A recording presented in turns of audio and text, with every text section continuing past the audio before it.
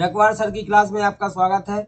आज के इस लेसन में हम क्लास 10 लेसन भोली इसका क्वेश्चन नंबर 11, 12 और 13 इसके बारे में जानेंगे। क्लास 10 भोली इसके हम पहले क्वेश्चन 11, 12 और 13 इसको देख लेते हैं। क्वेश्चन नंबर 11 है, Bholi's teacher helped her overcome social barriers by encouraging and motivating him.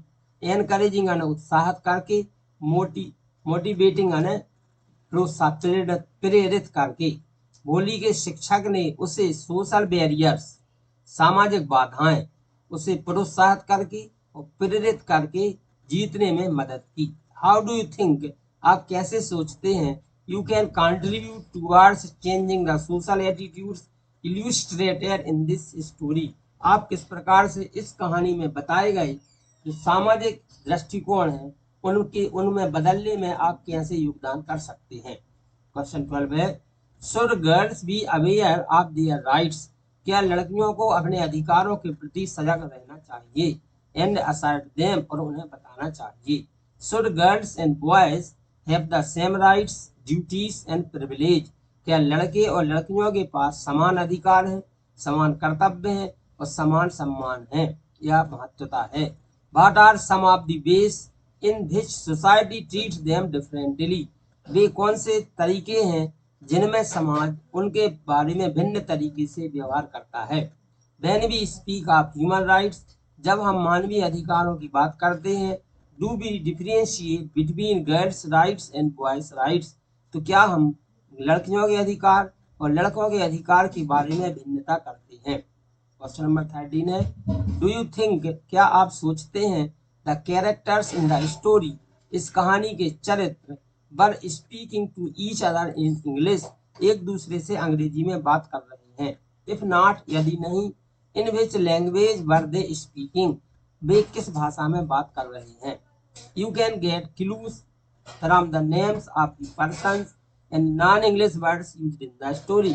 आप इस कहानी में बताए गए बिना अंग्रेजी वर्ड और व्यक्तियों के नामों के द्वारा कुछ हिंट या क्लू प्राप्त कर सकते हैं।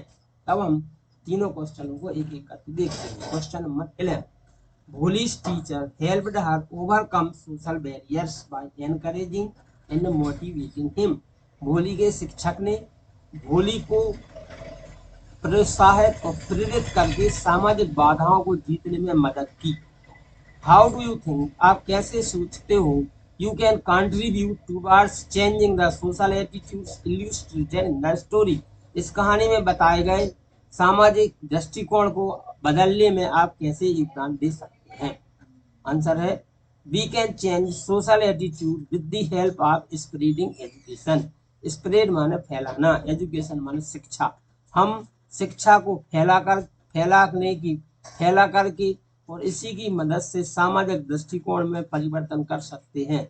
The light of education drives away the darkness of superstitions and many other social injustice.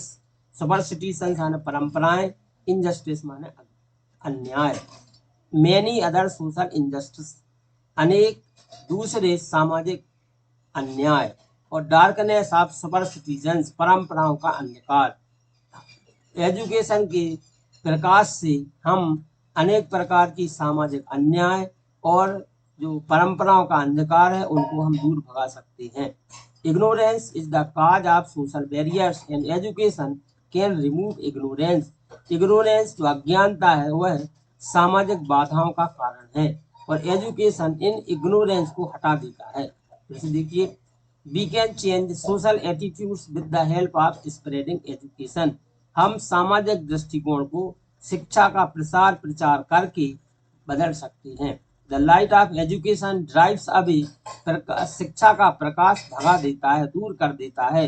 The darkness of superstitions and many other social injustices, अनेक प्रकार की सामाजिक अन्याय और परंपराओं के अंधकार को दूर कर देता है। Ignorance is the cause of social barriers, जो अज्ञानता है वह सामाजिक बाधाओं का कारण है। And education can remove ignorance, और शिक्षा इग्नोरेंस को दूर कर देती है। Question number 12, should girls be aware of their rights. क्या लड़कियों को अपने अधिकार के प्रति सजग होना चाहिए? एंड असर्ट देम, और उनको बताना चाहिए। Should girls and boys have the same rights, duties and privilege? क्या लड़कियों और लड़कों के पास समान अधिकार हैं, समान कर्तव्य हैं और समान मान्यताएं हैं? What are some of the ways in which society treats them differently? वे कौन से तरीके हैं जिनमें समाज उनके प्रति भिन्न प्रकार से व्यवहार करता है? When we speak of human rights, जब हम मानवीय अधिकारों की बात करते हैं, do we differentiate between girls' rights and boys' rights? तो क्या हम लड़कियों के अधिकार और लड़कों के अधिकार के बारे में अंतर करते हैं? देखते हैं आंसर। इन फैक्ट, वास्तव में girls should be aware of their rights. लड़कियों को अपने अधिकारों के प्रति सजग रहना चाहिए। They should also be aware of their duties. उन्हें अपने कर्तव्यों के प्रति भी सजग रहना चाहिए। There should be some differences in case of rights, duties and privileges for boys and girls. लड़के और लड़कियों के महत्व, कर्तव्य और अधिकार के बारे में कुछ डिफरेंस होना चाहिए, but discrimination should not be made. परंतु उनके बीच भेदभाव नहीं बनाया जाना चाहिए। But society treats girls inferior to boys. परंतु समाज लड़कियों को लड़कों से कम मानता है। In case of human rights, मानवीय अधिकारों के मामले में, we can made no difference, हम कोई डिफरेंस नहीं करते हैं। इसे देखेंगे। इन फैक्ट, वास्तव में girls should be aware of their rights. लड़कियों को अपने अधिकारों के प्रति सजग रहना चाहिए। They should also be aware of their duties. उन्हें अपने कर्तव्यों के प्रति भी सजग रहना चाहिए। There should be some difference in case of rights, duties and privilege for boys and girls. लड़के और लड़कियों की महत्व, कर्तव्य और अधिकारों के मामले में कुछ डिफरेंस होना चाहिए, but discrimination should not be made. परंतु भेदभाव नहीं किया जाना चाहिए। But society treats girls inferior to boys. परंतु समाज लड़कियों को लड़कों से कम मानता है। In case of human rights, मानवीय अधिकारों के मामले में, we can made no difference, हम कोई अंतर नहीं करते हैं। Question number 13, Do you think the characters in the story were speaking to each other English? क्या आप सोचते हो इस कहानी के पात्र अंग्रेजी में एक दूसरे से बात करते हैं? If not, यदि नहीं, in which language were they speaking? वे किस भाषा में बात कर रहे हैं? You can get clues from the names of the persons and non-speaking words used in the story. आप व्यक्तियों के नामों से और इस कहानी में उपयोग किए गए बिना इंग्लिश वाले शब्दों की मदद ले सकते हो। द कैरेक्टर्स, आंसर देखते हैं। The characters in the story were speaking to each other in Hindi, not in English. इस कहानी के पात्र एक दूसरे से हिंदी में बात करते हैं, ना कि इंग्लिश में। Various names that are found in the story are the evidence.